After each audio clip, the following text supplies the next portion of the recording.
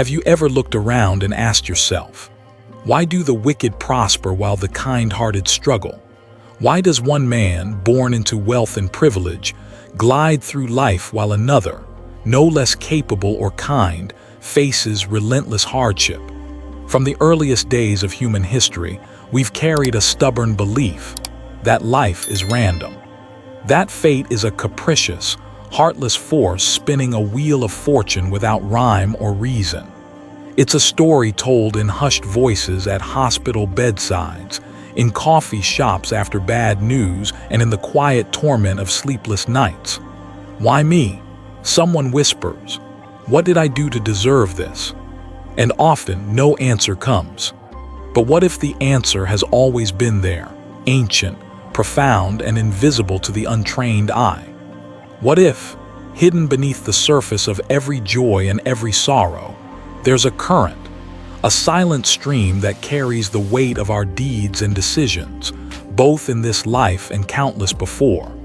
The Buddha, over 2,500 years ago, revealed a truth so simple and yet so easily forgotten in the clamor of modern life. Nothing happens without a cause. Nothing is born without a seed. What we call luck and misfortune are not the favors or punishments of a moody universe. They are the inevitable consequences of causes, some planted today, others lifetimes ago. You see, karma is not a system of cosmic revenge, nor is it an arbitrary balance sheet tallying sins and virtues like a petty accountant. It is the natural law of cause and effect, an unbreakable chain where every thought, every word, every action releases an energy that shapes what comes next. And merit isn't some holy favor dispensed by unseen gods, but the fruit of our conscious choices, the gentle acts of kindness, the moments we resist harm, the compassion we offer without expectation. These too generate a force, one that shields, uplifts, and eventually blossoms into the good fortune we mistakenly label as mere luck. Yet most of us live blind to this law.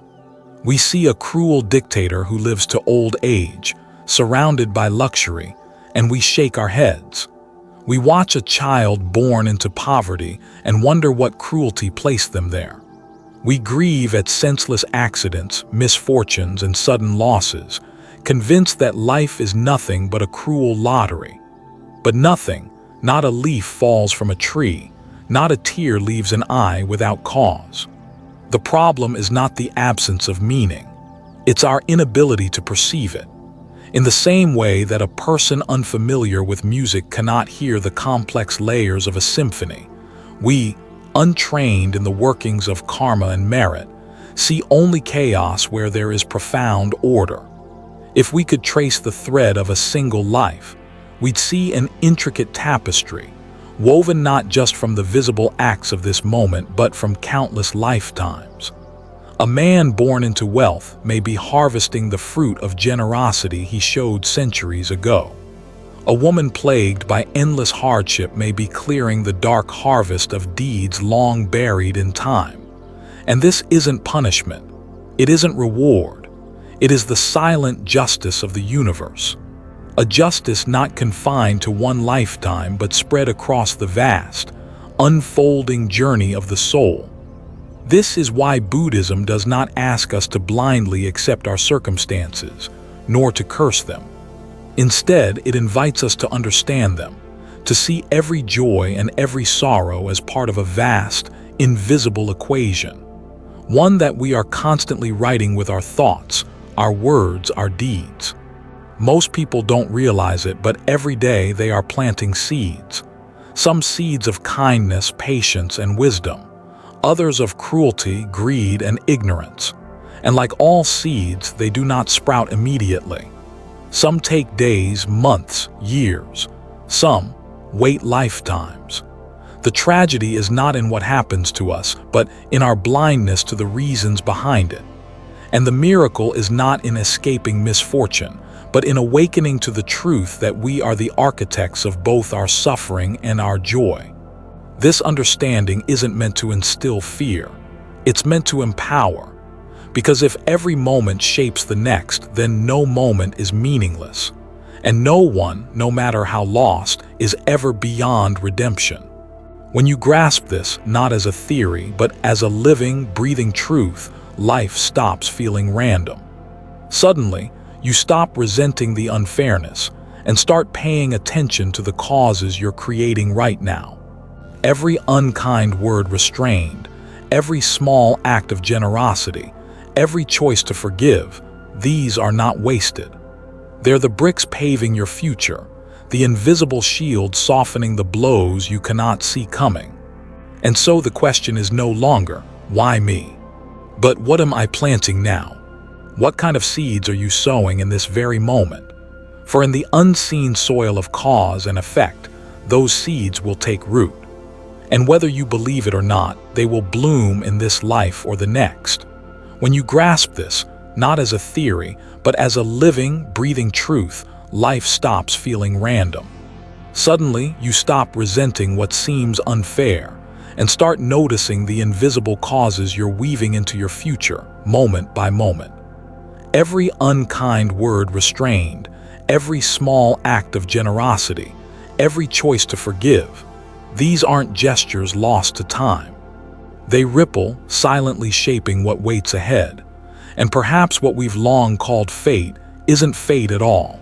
It's a mirror, reflecting not the accidents of chance but the seeds we've sown. Understanding this opens a doorway, one that leads deeper into the unseen mechanics of our lives, where karma isn't superstition but a map, and merit isn't blind luck but earned light. As we step further into this hidden terrain, a quiet truth begins to surface. The universe remembers everything, even what we've long forgotten. Most people hear the word karma and think of it as some kind of cosmic scoreboard, a mystical judge that rewards the good and punishes the wicked, a force that delivers instant justice, striking down the cruel and elevating the kind. But the truth is far more intricate and far more personal. Karma isn't punishment, it isn't reward, it isn't fate. It's far simpler and yet infinitely more profound. At its core, karma is energy. The energy created by intention. Every thought you think, every word you speak, every action you take, all of it generates a subtle force. A current that doesn't simply disappear when the moment passes. It lingers, it moves, it builds. And like a stone cast into a still lake, its ripples extend far beyond what the eye can see. We tend to believe that only grand actions matter, charity on a large scale, acts of cruelty that shake nations. But karma is indifferent to scale. It responds to intention, a fleeting thought of resentment, a quiet act of kindness no one will ever witness, a word spoken in anger, a word left unspoken, held back to spare another's pain. These are not small, because in the unseen currents of cause and effect, nothing is ever lost. The Buddha taught that karma isn't stored in some celestial ledger. It lives within you, in your habits, your tendencies, your reactions. It shapes your character, your choices, your destiny, not because a god decrees it so, but because cause inevitably births effect. Imagine a farmer scattering seeds across his land. Some seeds are healthy, some are rotten, some are carelessly thrown into rocky soil, others placed gently into rich earth. Months later, a harvest comes. The farmer cannot blame the rain, or the sun, or the soil. The harvest reflects the seeds he planted and the care with which he planted them. So it is with karma. We scatter seeds with every moment, some rooted in greed, anger, and ignorance, others in compassion, patience, and wisdom. And though we might forget what we've sown, life never forgets. It remembers, not to punish, not to avenge, but to echo. Because the universe isn't moral in the way humans imagine. It isn't vengeful, it isn't sentimental. It simply reflects. This is why two people can commit the same outward act, yet the karmic consequences differ. Not because of the act alone, but because of the intention behind it. A soldier may take a life in battle, trembling, praying for an end to suffering. Another may do the same, driven by cruelty, feeding the darkest parts of his being. The external act is identical, the karmic imprint vastly different. And here lies the profound freedom the Buddha revealed. No one is trapped by their past. Karma is dynamic. It's being written in this very breath. You are not condemned by what you were. You are shaped by what you choose now. It's easy to feel overwhelmed by the weight of past mistakes, to carry shame, regret, guilt. But those emotions, too, are seeds. The longer you cradle them, the deeper they root. The path is not to drown in sorrow. It's to become mindful of what you plant from this moment forward. A thought of compassion plants one seed, a whispered insult another, a gesture of generosity a different kind, and what grows depends entirely on the field you tend. This is why karma cannot be escaped, not because it's a punishment chasing you, but because you carry it, in your habits, in your tendencies, in the way you see the world and in how you react to it. You don't outrun karma by hiding. You dissolve it by transforming. Each act of patience erodes the sediment of anger. Each moment of truthfulness clears the fog of deceit. Each step toward compassion weakens the roots of cruelty. And slowly, the harvest changes. Not because life finally decides to be kind to you, but because you have changed what you offer it. Most people spend their lives seeking to control circumstances. They chase wealth, admiration, power. But the wise don't waste their time chasing outcomes. They focus on planting good seeds. Because when the roots are right, the fruit takes care of itself. And here's what's truly extraordinary. You don't need to wait lifetimes to feel the shift. The moment you stop creating harmful causes, peace begins to grow. The moment you plant kindness, lightness follows. Not always instantly, not always visibly, but inevitably. Because the law of karma is as certain as gravity. It doesn't ask for your belief. It functions quietly, perfectly, regardless. And when you truly grasp this, when it moves from concept to lived experience, a certain calm takes hold. You stop asking, "Why did this happen to me?" And you start asking, "What cause did I plant, and what can I plant now?" In that simple shift, lifetimes of suffering begin to unravel. If karma is the energy you send out, then merit is the invisible fortune you gather. Not in the form of gold or power or fleeting applause, but in the quiet wealth that shapes the very fabric of your future. Merit isn't luck. It isn't random blessings falling from nowhere. It's the silent result of actions rooted in wisdom, compassion, and sincerity. And while karma is indifferent to good or bad, merit is a very specific kind of energy. One that lightens, one that elevates. Most people move through life chasing visible rewards. They hunger for recognition, status, material wealth, thinking those are signs of success. But the Buddha taught something radically different. What truly matters isn't what you collect, but what you cultivate within. Because the invisible eventually becomes visible. Merit is built when actions are done not for praise, not for gain, but from a place of pure intention. A kindness offered without expecting gratitude. A moment of generosity when no one's watching. An act of restraint when your anger could have lashed out. It isn't about the size of the act. It's about the sincerity behind it. A poor man giving a coin with a heart of compassion may generate more merit than a wealthy king offering a fortune to impress a crowd. And merit isn't confined to charity alone.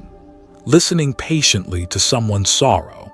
Forgiving when it would feel easier to hold a grudge. Teaching wisdom without craving admiration.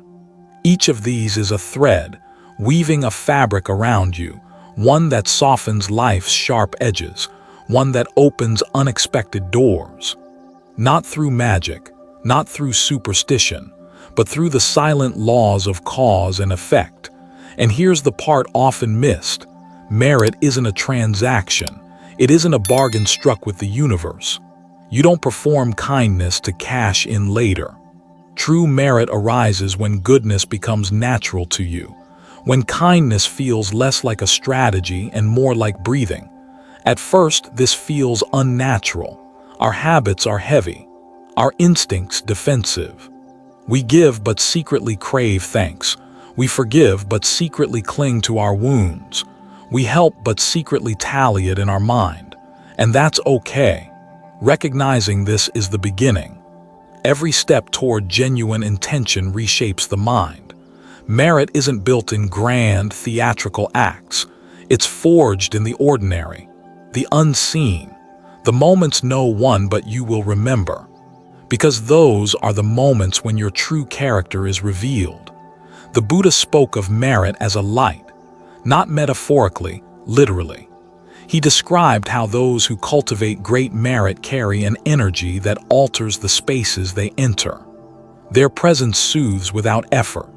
Their words carry weight, not through force, but through the resonance of a heart well kept.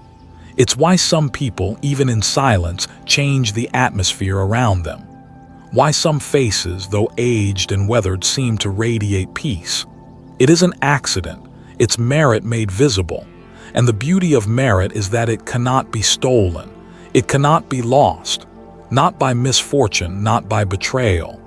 Because it isn't held in the material world. It resides in the fabric of your being. It travels with you from moment to moment, even, as the sages say, from life to life. And while karma explains the why behind life's hardships and joys, merit reveals a secret, that suffering can be softened, that the harshness of existence can be eased, not through begging for divine mercy, but through living in alignment with wisdom. In ancient texts, it's said that even a single act of true kindness in a lifetime can illuminate countless future days. That a single choice to forgive can dissolve years of sorrow waiting ahead. This isn't fantasy, it's law, but merit isn't built for the self alone. The highest kind of merit is that which uplifts others, the wisdom you share, the suffering you ease, the ignorance you help dispel. Because what benefits others ripples back in ways too subtle for the calculating mind to grasp. So, how do you begin? Not by grand vows, not by waiting for perfect conditions, but by tending to this moment, this choice, this thought. Merit is not a future goal, it's a present practice, a gentle word when anger rises, a small sacrifice for another's comfort, a habit broken for the sake of kindness. Each one a spark, each one a thread of invisible gold, and over time the tapestry changes. The future you feared begins to soften, the wounds you carried begin to loosen, and what you once chased begins quietly arriving. Not through force, but through alignment, because life in its deepest currents responds not to what you claim but to what you are. We live in a world obsessed with endings. A fight breaks out and we think it's over when silence falls. A relationship shatters and we believe it vanishes with distance. A cruel word leaves our mouth and we assume it fades as soon as it leaves the air. But the truth, ancient and unchanging, says otherwise. Nothing ever disappears. Every thought, every action, every whisper spoken in anger, every kindness left unacknowledged, they linger. Not as haunting ghosts, but as seeds planted deep in the soil of reality, waiting for their moment to sprout. This is the unbreakable law of cause and effect. In Sanskrit, hetu phala. In Buddhism, simply known as karma. But don't confuse karma with punishment. It's not some cosmic judge with a gavel. It's the natural, silent law that governs every moment of existence, as reliable as gravity, as impartial as sunrise. Imagine the world as a vast, invisible web. Each action you take sends a vibration through its threads. A kind word travels one way, a betrayal another, but neither disappears. Each continues moving, intersecting with other strands, creating patterns you may never fully see. This is why the wise have long urged caution, not out of fear, but out of understanding. Because while your actions may be brief, their consequences are timeless. A single choice can echo across years. A careless moment can shape a future you hadn't imagined. And conversely, a seemingly small kindness might one day return to you, carrying more weight than you gave it. The ancient masters compared actions to seeds. Plant a mango seed, and a mango tree will grow. Plant a thorn bush, and thorns will rise. No matter how much you pray for roses, no matter how much you wish it otherwise, actions plant seeds. Circumstances, conditions, and time decide when those seeds ripen. But once planted, they remain. And here's what most people never grasp. Effects don't always mirror causes immediately. An angry act today might not punish you tomorrow. A noble deed now might not reward you next week. But the law isn't broken, it's simply patient. Some causes ripen in moments, some take years. Some, the ancients whisper, may only bear fruit lifetimes from now. Yet nothing is lost, not a word, not a thought, not an act, however small. And this is not a reason to be fearful, it's a reason to be free. Because if nothing is lost, it means no kindness is wasted, no sacrifice unnoticed, no struggle in vain. Even in your loneliest moments, when the world seems indifferent to your efforts, the law of cause and effect continues. It witnesses what no one else sees, and in its own time, it restores balance. This law is why ancient sages walked through storms of injustice without bitterness, why monks in remote monasteries still smile though the world forgets them. Because they know nothing disappears, everything returns. It's also why harm done will find its way back, not as punishment, but as reflection. A mirror held up by the universe itself. The law of cause and effect makes no exceptions. It doesn't play favorites. It doesn't bend to status, wealth, or pleading. It is the great equalizer. And yet, within this unshakable law lies hope. Because no matter how tangled your past actions, no matter how stormy the karma you've inherited, every present moment is a fresh field. A new seed can always be planted. A new cause can always be set in motion. And over time, as new seeds sprout, the old harvest begins to change. It may not erase your past, but it will reshape your future. It's why the masters say, 1,000 past mistakes need not define the next 1,000 days. If today you plant a different seed, and so what seed will you plant now? In this exact moment with no audience, no applause. A kind thought, a withheld judgment, a silent blessing for someone you once envied. No act is too small, because the law of cause and effect isn't measured in size but in sincerity. And every sincere cause alters the invisible web around you. So the next time you believe something has ended, a word, a deed, a moment, remember, nothing disappears. It waits, and it will rise again when the conditions are right. It's one of the oldest riddles whispered in every culture, every faith, every late-night conversation. Why do bad people seem to prosper? Why does the greedy man build empires while the kind suffer in silence? Why do liars hold the throne while truth-tellers starve in the shadows? If life is fair, why isn't it obvious? If karma is real, why isn't it instant? The answer is both simpler and deeper than we dare imagine. Buddhism teaches us that the world we see is only the surface of a vast ocean. Most live their lives skimming that surface, judging fairness by what happens now, this year, this lifetime. But existence isn't confined to the space between birth and death. Your story didn't begin the day you opened your eyes to this world, and it won't end with your final breath. According to the law of karma, each being carries an invisible ledger, a record of causes planted not just in this life, but across countless existences. Each thought, word, and action from the past ripples forward, meeting the present, shaping circumstances that may seem baffling to those who only see a single chapter. The wealthy thief may have amassed his fortune through cunning today, but perhaps in lives before, he gave generously, protected others, or built temples for the weary. That merit doesn't vanish when the soul moves on. It follows, waiting for its moment to ripen. Just as a tree planted long ago continues to bear fruit whether or not the gardener remembers its seed. And so, when you see the cruel prosper, you aren't witnessing the universe abandoning justice. You're witnessing old seeds bearing fruit. It doesn't mean those actions are excused.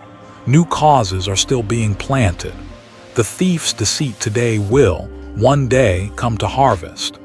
Just as the silent monk's struggles today are burning away the last embers of old, unseen debts.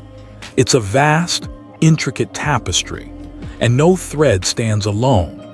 The great masters caution us not to envy the wicked, nor to pity the righteous who struggle. Because what you see in this moment is a single scene in an ancient, unbroken play. And remember, the karma that ripens now isn't the whole harvest. A man might inherit a palace from past lives of merit, but create fresh suffering in this one. And when those new causes ripen, neither wealth nor power can shield him.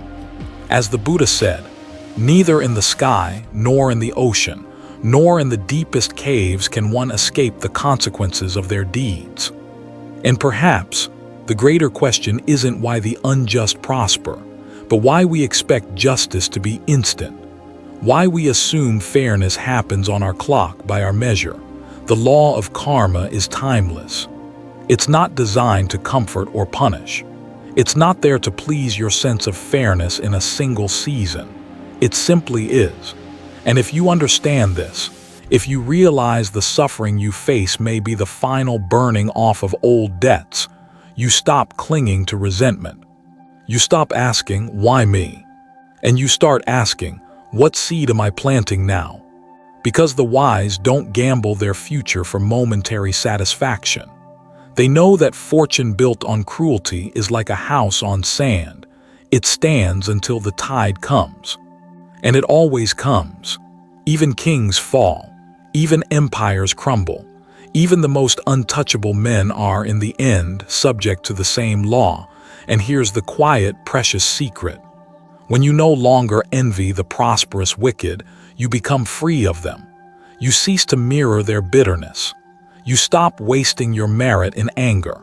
Your life stops being about competing and starts being about cultivating. And in time, merit built in patience, honesty, and kindness ripens into a fortune no thief can steal. So the next time you see injustice win the day, remember the day isn't the story. And the harvest never forgets the seed.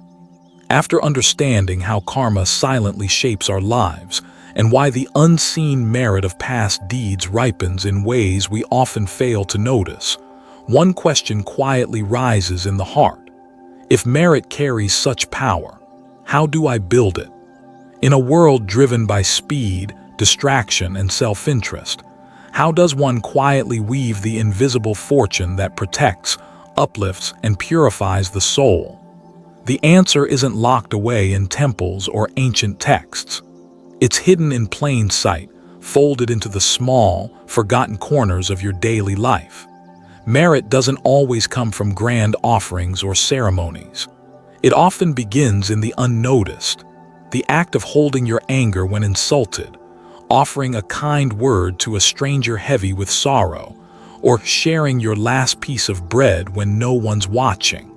You see, every choice is a seed, and in the garden of your life, some seeds bear flowers for this season. Others grow trees whose shade you'll rest beneath lifetimes from now. Buddhist masters teach that there are three main ways to accumulate merit: through body, through speech, and through mind. With the body, it's in the way you offer help. Helping an elder cross the street, feeding a hungry dog on a cold morning. even sweeping a dusty path clean so another's steps might be easier. These simple actions, when done without pride or expectation, quietly brighten the thread of your karma. Through speech, it's the words you choose to release into the world. A gentle truth that comforts. A word of encouragement when someone's world feels heavy. Even the choice to remain silent when anger tempts you to wound another. And through the mind, the purest, most secret merit is born. By releasing resentment. By feeling sincere joy for another's fortune, even if your own hands are empty. By cultivating thoughts of compassion, wishing well even for those who wrong you. This is the quiet, invisible work that reshapes the future. But here's what the ancient masters warn. Merit isn't a transaction. It's not a bribe to the cosmos. It's not a checklist for good fortune. It's a way of aligning your being with the law of cause and effect, planting causes whose fruits will bring peace, clarity, and freedom, even if the harvest comes far beyond this life. It matters how you give. Giving with arrogance stains the merit. Giving with expectation ties a string to the gift, pulling it back before it can ripen. The highest merit flows from a heart that gives because it overflows. Because it understands that what we own, we lose, but what we give becomes ours forever. The Buddha spoke of the 10 wholesome actions, pathways through which merit naturally flows. Avoiding killing, instead protecting life.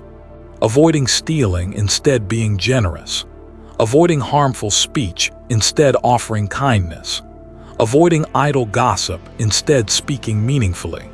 Avoiding envy, anger, and wrong views, instead cultivating gratitude, compassion, and wisdom. But don't wait for some perfect day. Merit isn't made only in temples or on holy days. It's built in traffic, at your work desk, in the kitchen while washing a stranger's forgotten dish. Even the act of listening deeply to someone's pain, without judging, fixing, or turning away, plants seeds no storm can uproot. And when your life becomes a steady current of such small, sincere offerings, something shifts. Your steps feel lighter. Your burdens no longer cut as deep. Opportunities arrive not by accident, but by unseen promises being kept. And you'll notice you begin to sleep more peacefully. Not because the world has softened, but because you've stopped adding sharp edges to it. The merit you cultivate becomes a shield, not just for this life, but for countless lives ahead. It weaves unseen protections, draws you toward wisdom, and ensures that when storms arrive, and they always do, you'll have built an inner refuge no wind can reach. So, don't wait for temples.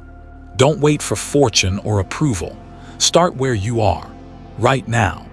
Because in every unnoticed corner of your ordinary day, merit is quietly waiting to be made. After walking this far, it's natural for a quiet hope to stir within us. If karma is the unseen hand shaping the joys and sorrows of our lives, and merit is the invisible fortune we can build, then can one outweigh the other? Can the good we do today wash away the debts of yesterday? Is there a way to cancel karma? It's a question as old as the human heart, and the answer is both simple and profound. Karma isn't a punishment, nor is it a curse. It's simply the natural law of cause and effect, like planting a seed and watching it grow when the season is right. Whatever you plant, whether bitterness or kindness, waits patiently for its time, and when conditions ripen, it blooms. But here's where the misunderstanding lives. Merit doesn't erase karma the way sunlight erases shadow. It transforms the conditions in which old karma ripens. Imagine this. You've planted a seed of poison in the soil of your life, an unkindness, a harmful deed, an act of cruelty. Left alone, one day it will grow into a thorned vine that strangles your peace. But if you fill that same soil with flowers, if you nourish it with kindness, generosity, patience, Then when that thorned vine emerges, it rises in softer earth, surrounded by shade and fragrance.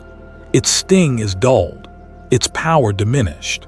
Merit creates conditions where old karma can manifest in gentler, more bearable ways. A life-threatening illness becomes a temporary fever. A cruel betrayal turns into a minor disappointment.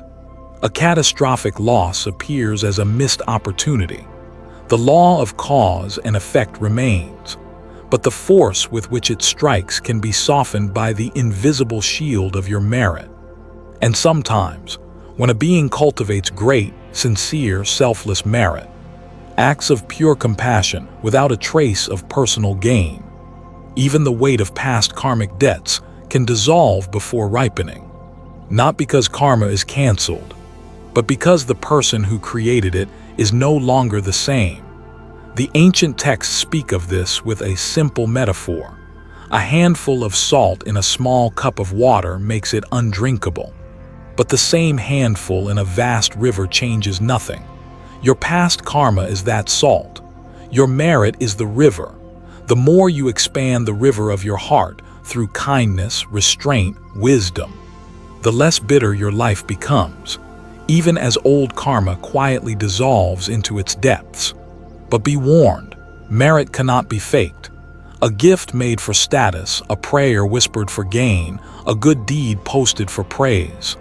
These carry the scent of self, and their merit is thin, fleeting. Only sincere, unforced acts born from genuine compassion carry the weight to transform karma's sharp edges. And the work is daily, intimate. It happens in the moments no one sees. Forgiving a person who never apologized. Letting go of a grudge when bitterness feels justified. Choosing to bless a stranger with a silent wish for peace. These acts don't make the rain stop, but they build the shelter that keeps you dry. In time, you'll notice that the storms still come, but you weather them differently. Loss still arrives, but leaves fewer scars. The world's sharpness dulls, not because it has changed, but because you have. And this, the wise say, is how karma is conquered. Not by avoidance, not by bargaining, but by transforming the one who must bear it. So when the old debts rise, as they must, meet them with the shield of merit. Respond with patience where you once reacted with anger. Give where you once clung. Bless where you once cursed. And watch how even the hardest stones begin to turn into water. Most people believe life begins at birth and ends at death. A single, fleeting window of light between two vast shadows. But if you've walked this far with me, you already sense it isn't so simple. There's a quiet truth beneath the surface of our everyday lives. One the ancient sages spoke of without fear, that this life is neither the first nor the last. And what shapes the unseen road ahead isn't the wealth you leave behind, nor the titles carved on stone, but something far subtler. Every thought you cling to, every word you release, every choice you make, whether cruel or kind, becomes a deposit in an invisible bank. This bank keeps no written records. It cannot be bribed, cannot be fooled, cannot be escaped. Its balance is measured not in dollars, but in energy. The currency is karma and merit. And when the body you now wear crumbles like dust, and the breath you borrowed returns to the wind, the weight of that balance shapes what comes next. You see, karma isn't a punishment sent by a vengeful force. It's simply the trail you leave in your passage through existence, the echoes of your own footsteps. And merit isn't some ticket you trade for favors from the gods. It's the fragrance of your heart's intentions, lingering long after you're gone. Together, they sketch the blueprint of your next becoming.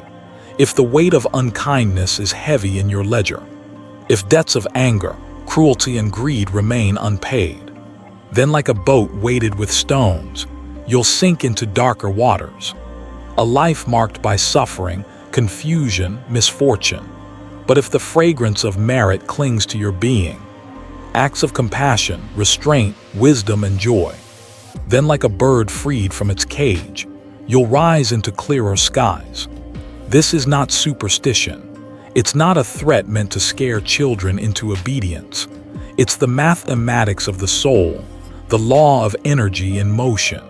And here's the part most overlooked. Not all karma ripens in a single life. Some seeds sprout quickly, others lie buried for centuries, waiting. Likewise, merit doesn't always bloom in this brief span of years. Some of its blessings ripen quietly in the next chapter of your journey. Have you ever met a child who seemed wise beyond their years? A stranger who, despite hardships, carries a peace you can't explain? These are not accidents. They're the echoes of old merit resurfacing in new forms. And what of those born into suffering? Those who seem to inherit sorrow though their hearts are good? It isn't punishment. It's the ripening of old debts. But even within those lives, new merit can be sown, and the soil transformed for what lies ahead. Because here's the beautiful, secret mercy built into this law. Nothing is ever final. You are not condemned to repeat the past forever. With each thought, each word, each tiny act of kindness unseen by the world, you tilt the balance. You change the weight of your soul's journey. And when this chapter of flesh and breath closes, it is that weight, not your money, not your possessions, that determines where your feet will land next. Some traditions speak of heavens and hells, of rebirth among humans, animals, or spirits. But what matters isn't the names we give these places. It's the truth they hint at, that the quality of your inner life echoes outward, shaping both this world and the next. If you cultivate bitterness, jealousy, and hatred, you carry that storm with you. But if you sow compassion, wisdom, and peace, you move through every world as a light in the dark. And you'll find, as countless sages did before you, that wherever merit gathers, suffering thins. Where karma ripens, compassion heals. And no good act, no matter how small, is ever lost. So live as though each word carves the shape of your future face. As though each action plants the seed of your next world. Because it does. And when this life folds itself closed like a page in a great, endless book, know that the ink you left upon it becomes the canvas of your next. Have you ever paused and wondered why it feels like life is a wheel you can't quite step off? One moment, joy rises like a dawn breaking over the horizon. The next, sorrow comes, thick as storm clouds. We chase love, lose it. We grasp success, only to feel it slip through our hands. We run from pain, only to meet it again around the next corner. It's a pattern as old as human memory, a cycle the ancient masters called samsara, the endless turning of birth, aging, sickness, death, and rebirth. Not just literal rebirth into new lives, but rebirth in each moment we cling, crave, resist, and forget. We're reborn every time we react in anger, every time we chase illusions, forgetting the quiet, spacious truth within us. And this, my friend, is the root of all suffering. Not in the events themselves, but in the way we grasp, cling, and refuse to let go. Most people believe suffering comes from the outside, from other people's cruelty, from misfortune, from the randomness of fate. But the old teachings gently insist otherwise. They say, your suffering comes from your own ignorance. Not ignorance in the sense of lacking knowledge, but in the deeper sense, ignorance of your true nature, ignorance of the laws that bind you, ignorance of the impermanence of all things. We grasp what is fleeting, we cling to what must inevitably slip away, and in doing so we forge new chains for ourselves. So how do we break the wheel? The path begins not with grand gestures, but with a single moment of awareness. The moment you realize this too will pass. This pain, this craving, this identity you're so fiercely defending, everything rises, stays a while, then fades, just like clouds crossing the sky. And when you no longer cling to the clouds, you begin to see the clear sky that's always been there. This is what the Buddha called right view. the deep, bone-level understanding of cause and effect, of karma and merit, of the nature of suffering and its origin. And from right view comes right intention, a commitment to live not as a victim of your habits, but as a master of your own mind. It's not a philosophy you memorize, it's a way you walk. In the way you speak, choosing words that heal, not harm. In the way you act, planting merit instead of seeds of regret.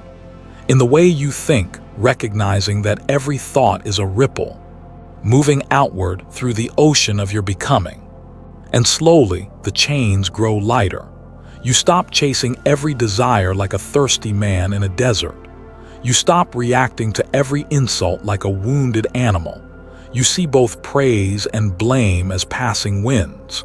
You see both gain and loss as tides you no longer need to control.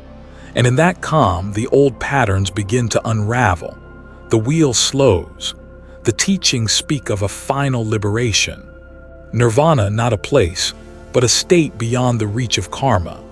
A freedom from the endless cycle, where the fires of craving, aversion, and delusion burn out, leaving only spacious clarity. But even if you don't yet seek nirvana, know this: each moment of mindfulness is a step off the wheel. Each act of compassion is a chain broken. Each choice to let go, rather than cling, is a new dawn breaking in a long, dark night. You don't need to be a monk in saffron robes. You don't need to leave your life behind. The path begins wherever you are, in traffic, in conflict, in loss, in the simple decision to pause, breathe, and see clearly. And little by little, the endless wheel that seemed so unbreakable reveals its true nature, that it only turns because we keep pushing it. Let it be, and it stops. And when it stops, what remains is not emptiness, not nothingness, but a vast, clear space, peace without conditions, a freedom not dependent on circumstances, a quiet joy that no loss can touch. And when that dawn comes, you'll understand. Merit, karma, cause and effect. They were never chains. They were the map pointing you home. By now, perhaps you've begun to feel it. That quiet pull beneath the surface of your life. A pattern, an invisible thread weaving through every joy and every sorrow, every gain and every loss. It has always been there, not fate, not coincidence, but a quiet law, ancient as the stars, unmoving as the mountain, certain as dawn following night. Nothing happens without a cause, not a word spoken, not a tear shed, not a fortune gained, not a loss endured. Each is the fruit of seeds once planted, some yesterday, some lifetimes ago, and each moment now becomes the soil for what's to come. We live in a world where people blame luck, where they curse the sky, envy the powerful, and lament their misfortunes as cruel accidents. But the old teachings have never wavered. They whisper, look closer, see not just the surface, but the causes beneath causes, the intentions behind actions, the cravings behind choices. This is not about blame, it's about understanding. Because when you truly see that every experience is a result, and every thought indeed a cause, you step out of the helplessness of being a victim and into the quiet power of a creator.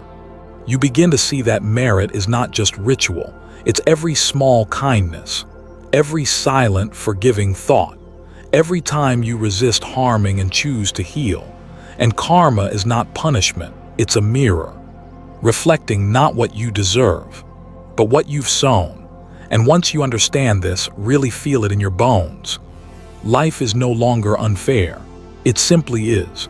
A vast, intricate web of causes and effects, where nothing is random and nothing is wasted.